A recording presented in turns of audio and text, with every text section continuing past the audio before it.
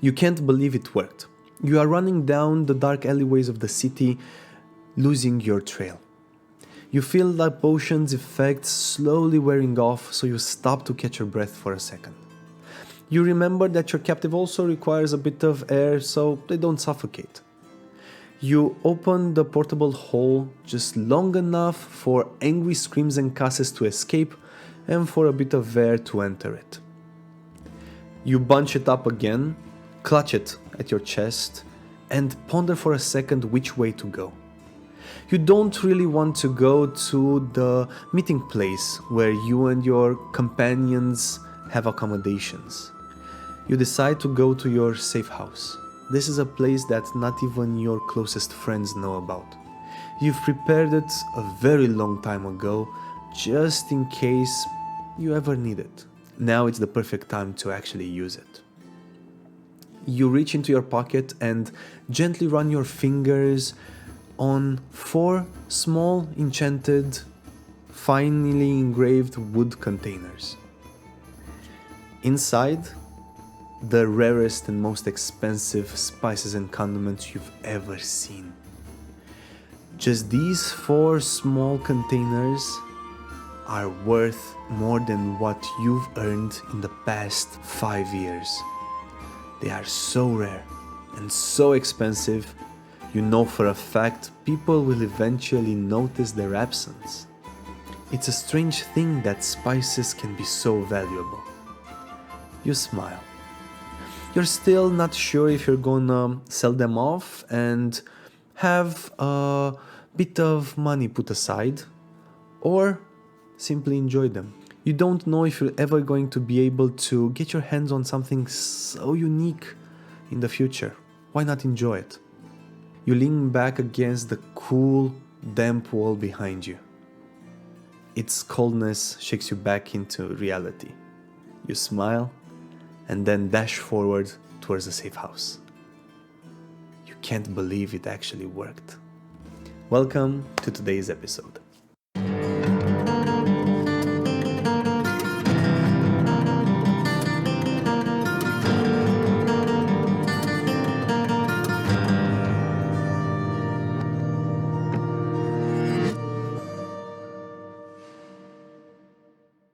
Hello everyone and welcome to Funky Monkey MP, the place where you get your weekly dose of miniature painting, history and world building. On today's episode we are going to talk about spices. Previously, last week, we've spoken of feasts and table manners. Now, I was thinking of spicing things up a little bit and talking about some of the most prized ingredients in human history, especially here in Europe. Before we do so, let us talk about the miniature. This is a D&D Norzul's marvelous juvenile kraken. It is an awesome little miniature and we're gonna have a lot of fun painting it today. With that out of the way, let us begin. First, let's set the scene. As a general rule, spices, condiments and incense prefer areas that are very hot, around the equator, between the 2 tropics, the Tropic of Cancer and the Tropic of Capricorn, and in areas with a Mediterranean climate. This is important to understand because having a visual representation on a map of this, let's call it a spice belt or condiment belt, we can understand why certain historical events took place and how those historical events shaped the modern world. We will be talking about these spices and condiments throughout history and according to their areas. This will serve the purpose of helping you better understand how these spices led to certain events that have an impact even in today's world. With that being said, let us divide spices, especially in ancient time because that's where everything starts, in general areas and paint a clearer picture. Let us start with the Mediterranean area. In ancient times, it was known for oregano coming from Greece, saffron coming from Crete, laurel or bay leaves coming mainly from Italy, although there are several species in the laurel family that are native to other parts of the world, but mostly they originated in the Italian peninsula. We have rosemary, thyme and mint, chamomile, lavender and fennel. We also have mustards, but mustards are a whole class of plants and are not limited to the mustard seeds that are used in mustards, but also include things such as turnips, broccoli and cauliflower.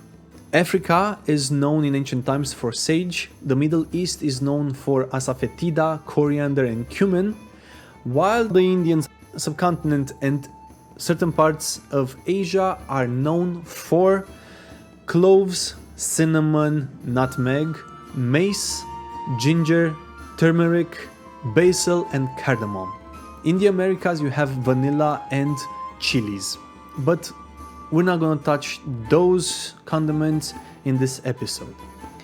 When it comes to all of the condiments, two of them have the darkest, goriest and bloodiest history of them all: cloves and nutmeg.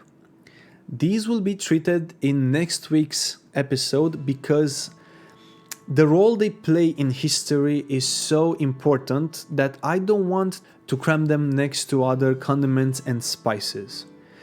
When we will be discussing cloves and nutmeg, you will understand why I wanted to treat them separately, as the events around them had an impact so profound that it shaped the world, and the repercussions are still felt to this day. With that being said, let us talk about some of the more common spices found in ancient times. Let us start with salt.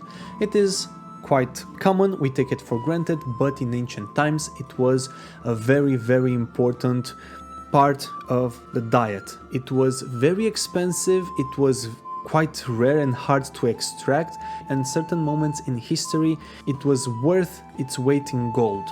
The Romans had a road named after the salt trade. It was called Via Salaria.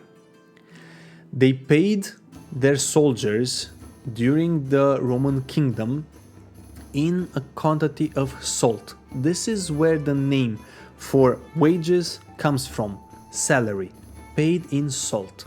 Now let's talk about pepper. Pepper was used by the Greeks as medicine, especially when treating hemlock poisoning, while the Romans started using it in food.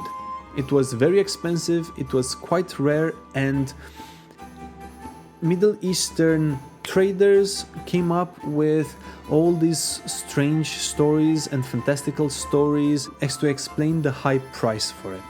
And cinnamon was used as far back as 4,000 years ago by the Egyptians in religious ceremonies as an offering from the pharaoh to the gods and during their mummification process. But it ended up becoming a very important element in Mediterranean cuisine, and the Greeks actually knew the difference between Ceylon cinnamon and cassia.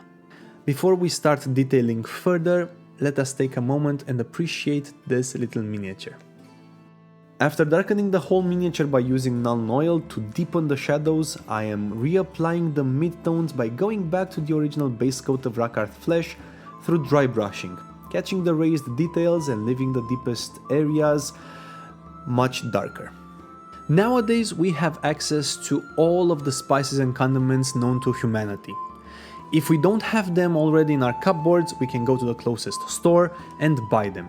If we can't find them in that particular store, we can order them online and they would be shipped from anywhere across the globe. In ancient times, this wasn't the case, so let me tell you how it all started.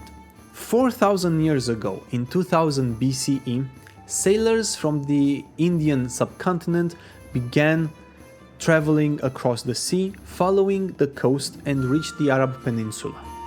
Here, they found a market for their spices and condiments, and in exchange bought incense. The spices and condiments would be loaded onto caravans and driven northwards to the ancient city of Petra. Petra quickly became a central hub for spices in Northern Africa, the Middle East, and slowly creeping its way into Europe. The Egyptians started using cinnamon from India in their religious ceremonies as offerings from the pharaoh to the gods and in their embalming or mummification process. The Egyptians tried to locate the source of cinnamon, but they failed to do so. This was in part because of the Arab merchants who wanted to hold on to their monopoly and to keep the prices high, and started fabricating all these fantastical stories about giant birds that use cinnamon sticks as material for their nests, or later on saying that cinnamon comes from the heart of Africa, far beyond Ethiopia. This worked for the longest of times. But in 331, after Alexander the Great founded the city of Alexandria in Egypt, and I'm underlining Egypt because there are over 40 cities founded by Alexander and named after him throughout his conquered territory. Soon after it was founded, the city of Alexandria became one of the most important ports in the Mediterranean Sea. This allowed merchants from Petra to travel to Alexandria and sell their spices and condiments throughout the Mediterranean world. The Egyptians started actively trying to identify the source of cinnamon and black pepper as it became more and more coveted in Europe and in Northern Africa. As such, they started trying to go south through the Red Sea and try to find routes. By chance, they stumbled upon a shipwreck. Aboard that shipwreck, only one survivor, an individual from India. He managed to pick up Greek while he was nurtured back to health, and he was taken before the pharaoh. He told them that if they were to take him back to India, he would guide ships to his homeland and explained how the currents worked and basically helped the Egyptians completely bypass the Arab merchants. And shortly thereafter, they reached the shores of India. Now, spices and condiments came directly through the Egyptian kingdoms and to Alexandria and then throughout the Mediterranean world. This allowed Egypt to become a powerhouse within the ancient world. Let us take a moment and appreciate this little miniature. Happy with the progress thus far. With the fins done for now after washing them with non-oil, I am now turning my attention to the eyes of the Kraken, painting them in corn red and Evil Sun's scarlet, going for a stark contrast. Welcome back. Please take a moment and admire my lovely assistant over there. After Cleopatra's death, the Egyptian state was absorbed in the Roman Republic. With this absorption, the Romans immediately started directly profiting off of the trade that was already set up by the Egyptians with India. Seeing how this could be even further exploited and enhanced, they started massively investing in infrastructure and in security. They expanded two of the major ports in the Red Sea that allowed for trade with India. These two ports were Berenike and Myos Hormos.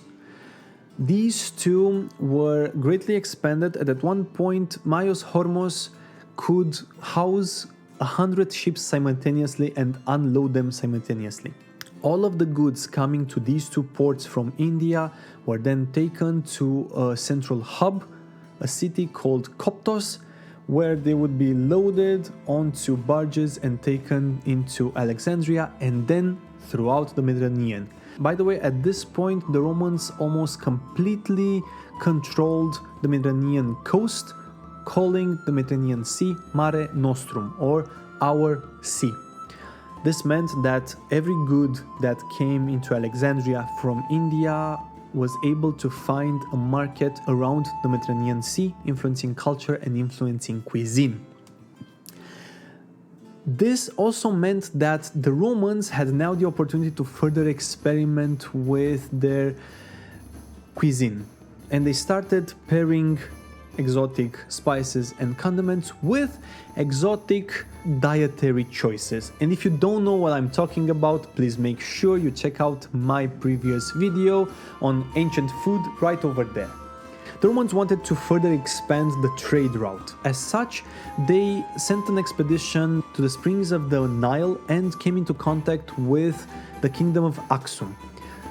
These people also traded with India, and collaborating with the Romans, they managed to expand the trade route, and the Romans had 120 ships going to India per year. This means almost a ship every 3 days would leave port and go towards India. This was a very important point of pride for the ancient Romans, as they brought luxury goods into their empire. At the same time, ancient sources talk about this trade route as being a monetary sink because the Romans didn't really have anything to trade in exchange for these goods. As such, they had to trade hard currency, gold, silver and copper, in exchange for spices and gems. This was a big problem for the empire, but it wouldn't show for a few centuries. One of the most important things that was brought from India was pepper. Pepper started having a very important role in the diet of the upper class and in the middle class. More and more people started having access to pepper. As more and more pepper came onto the market, the price dropped a little bit.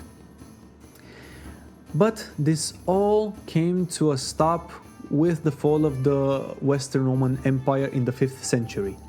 Once the empire fell, most of the trade came to a screeching halt because there was almost nobody to purchase these luxury goods. There were still royal courts around Europe, but most people mostly focused on surviving day-to-day life and holding on to their way of life. They didn't have enough money to afford such luxury goods. This wasn't the case for the Eastern Roman Empire, later known as the Byzantine Empire. The Byzantine Empire held Egypt for a few centuries and continued to bring luxury goods such as spices and condiments.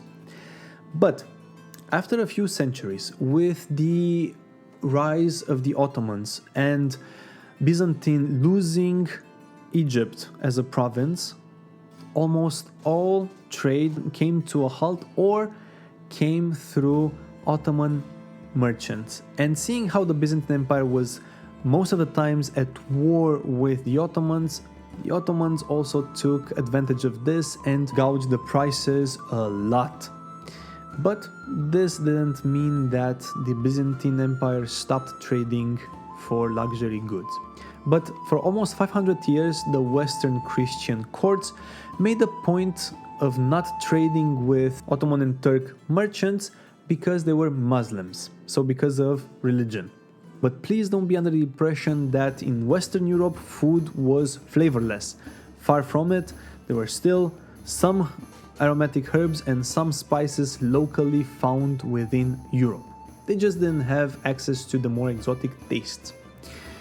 After 500 years, something not that important happened, just the First Crusades. This event had an interesting effect. Once the crusade was declared over, the Crusaders went back to their homelands with spoils of war. Among these spoils of war were copious amounts of black pepper. Seeing how black pepper knew a moment of resurgence, there were several states that took advantage of this. Venice, Genoa, and Pisa started trading with Muslim merchants and started bringing pepper back to Europe. They also played an interesting card with the Byzantine Empire, playing the family card. Basically, they were once part of the same empire, they are long-lost cousins, and they should collaborate. And they did. But at one point, the Venetians decided to detour one of the Crusades, and instead of taking them to Jerusalem, they took them to Constantinople. The city was plundered, and Venice gained a lot of power. Because the Byzantine Empire almost collapsed, this gave Venice the opportunity of colonizing and taking over a lot of important ports throughout the Mediterranean Sea that were once controlled by the Byzantine, and as such increase their trade. This also led to something else. They started gouging the prices themselves when selling spices and condiments to Western Europeans.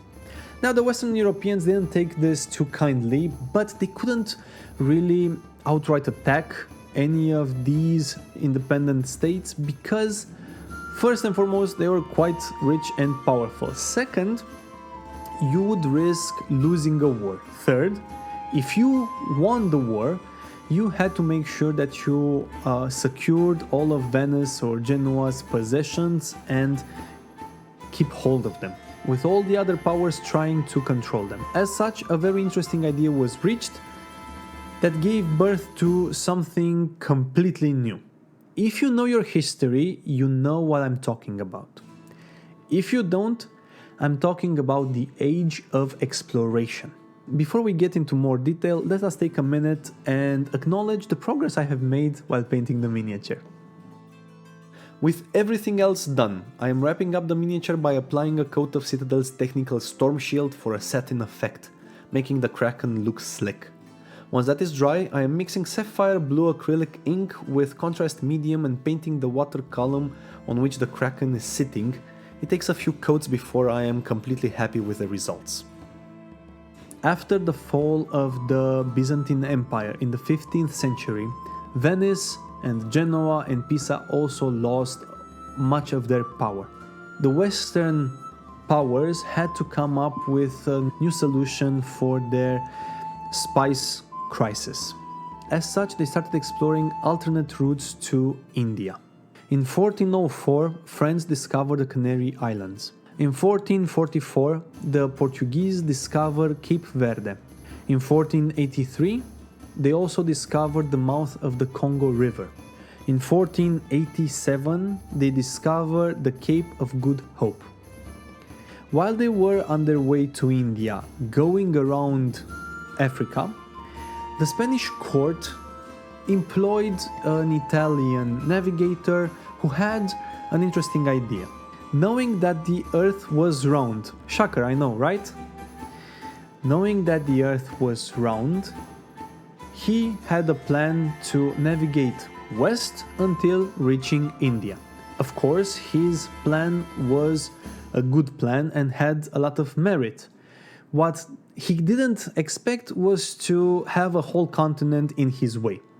That's how in 1492 Columbus discovered not the Americas but the Caribbean. He returned but with no pepper and with no India. But in his subsequent travels, he did come back with something interesting: peppers and chilies. 50 years later, peppers, both chilies and sweet peppers, had a strong foothold across the world. In 1497, Vasco da Gama manages to reach the shores of India after 300 days at sea. This was a very important milestone and the beginning of a series of events that shaped the world. And to think that all of this was done for spices and condiments. Next week we'll be talking about what I consider to be one of the greatest periods in human history, but unfortunately one of the darkest periods in human history, with implications that can be felt throughout time to this day and age. And with that, if you enjoyed today's episode, please make sure you hit that like button, as it helps this channel tremendously. And if you haven't already, and I have convinced you, why not hit that subscribe button? Thank you so much for the privilege of your time. I truly hope you got some inspiration today, or at least found out something new. And I can't wait to see you all here next week on Funky Monkey MP. have yourselves a wonderful, wonderful day. Cheers!